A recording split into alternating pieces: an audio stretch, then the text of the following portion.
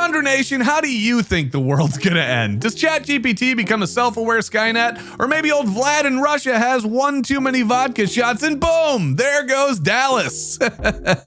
Oh boy. There are many ways for civilization to end, causing many of you to think about the firearm of choice as the world goes to HE double hockey sticks in a handbasket. Check her out. So sit back, ponder how you go to the bathroom in a hazmat suit, and let's start the show.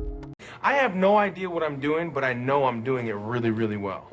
The Springfield M1A is an all-American rifle from an all-American company. That is, if you discount all of the Croatian imports.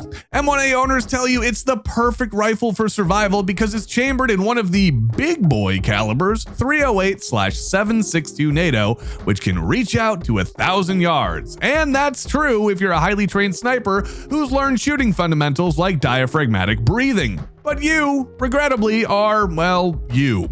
The only thing that's controlling your breathing is a CPAP machine and the pause you take after a flight of stairs. Your M1A owner has an inherent distrust of plastic, polymer, or rubber, not because of their battlefield experience. No, that would be way too sensible. Their hatred of plastic comes from a vigorous night of R&R in Bangkok when a vital piece of rubber equipment failed and now Grandpa has a permanent itch in his iron triangle. That's rad.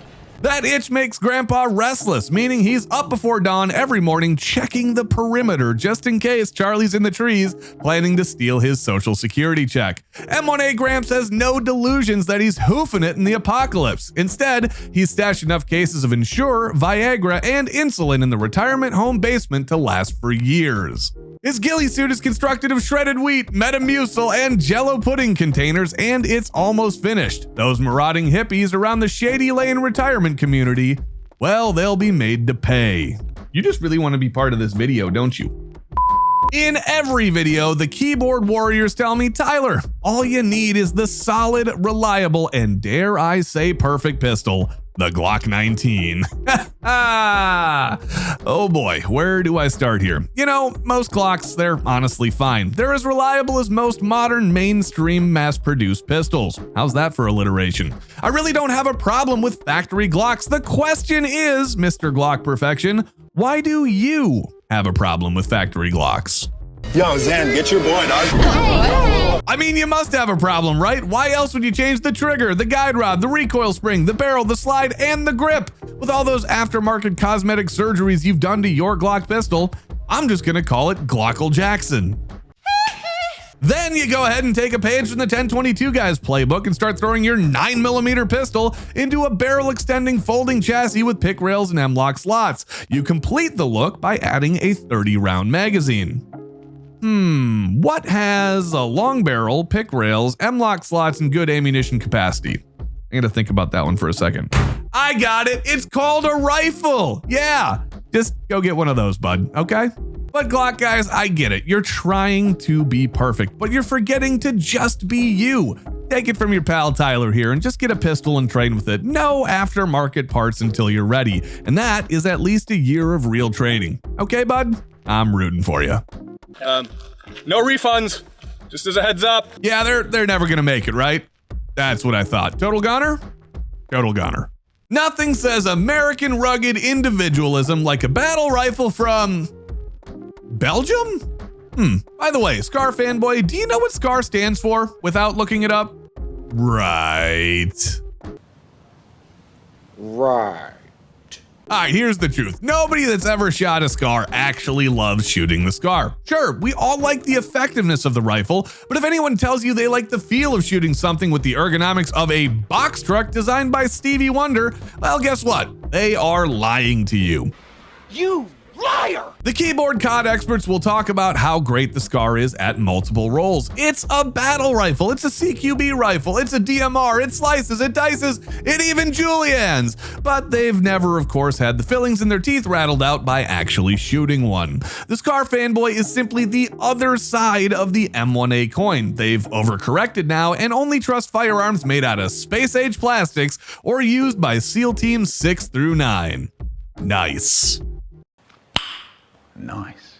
They talk about doming zombies, aliens, and marauding Karens from 500 yards when the S hits the F, but you never see them at the range with it since they maxed out their credit card buying the dang thing, and now they can't afford the ammunition to feed it. Not that it would matter if they did show up to the range, since the Scar's recoil shook that Chinesium EOTech site right apart, and he sold the sights on Gunbroker because who uses those dang things anyways? Now they just take photos on the gram trying to figure out which filter makes them look the most like Garand Thumb. By the way, SCAR stands for Special Operations Forces Combat Assault Rifle. Give yourself a gold star in the comments if you knew that without Googling, and if you Google it, feel free to lie. I'm not your mom. Tell me your survival plan is to break into a pawn shop without telling me your survival plan is to break into a pawn shop. That's right, you're relying on the Hi-Point C9. The C9 is for those who worry about their safety but only want to pay the price of a brick through a window to secure it. You were early to the pawn shop and had your choice of any firearm, but seeing this chonky boy, you knew it had the stopping power you needed. Bypassing the Glocks and Smith & Wessons, not to mention the SIGs, you grabbed this Hi-Point as if it was the one ring to rule them all. Yes, this Hi-Point was your precious. Its hunky metal slide and melted plastic aesthetic just called to you. This is the gun you will roam the wasteland with. It is your survival pistol. Before the purge began, you clipped coupons and counted pennies. You've driven 30 miles to save 2 cents on gas. All of these moments have led you to the here and now. Go forward, Yeet Warrior. Form your Yeet Gang and enforce your Amazon Basic style New World Order in the wasteland. You suck! Oh my god, the 1022 guys have shown up. Not again. Seriously, why do you guys do this to me so much? 1022 owners swear their rifles are the best to survive any doomsday scenario. Just ask them. They'll be happy to tell you. They'll let you know this caliber is the most tactical round ever created. That's why almost every war has been fought with this legendary round. Yep, conflicts from the defeat of Napoleon at Waterloo to Operation Neptune Spear all have involved 22 long rifle, or at least that's what the 1022 owner claims.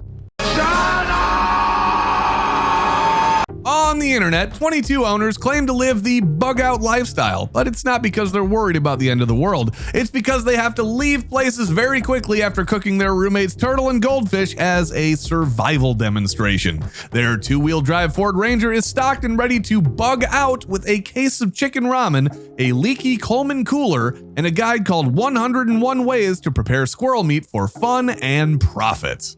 The 1022 owner has made the fatal mistake of believing the marketing around whatever tactical chassis he's dropped his 22 into. Spending money on the attachments and optics, they are confident they are the most well-armed human being on the battlefield, not realizing all the other preppers in the area have given them the nickname Loot Drop. 1022 owner, I don't know what your problem is, but I'm guessing it's hard to pronounce. Well, that's all for today, folks. Remember, it's all in good fun. We're all part of the same community, and at the end of the day, the best survival gun is the one you got on you. If we made you laugh, make sure to hit that like button, and we'll see you next time when we still don't know what the heck we're doing. Bye-bye.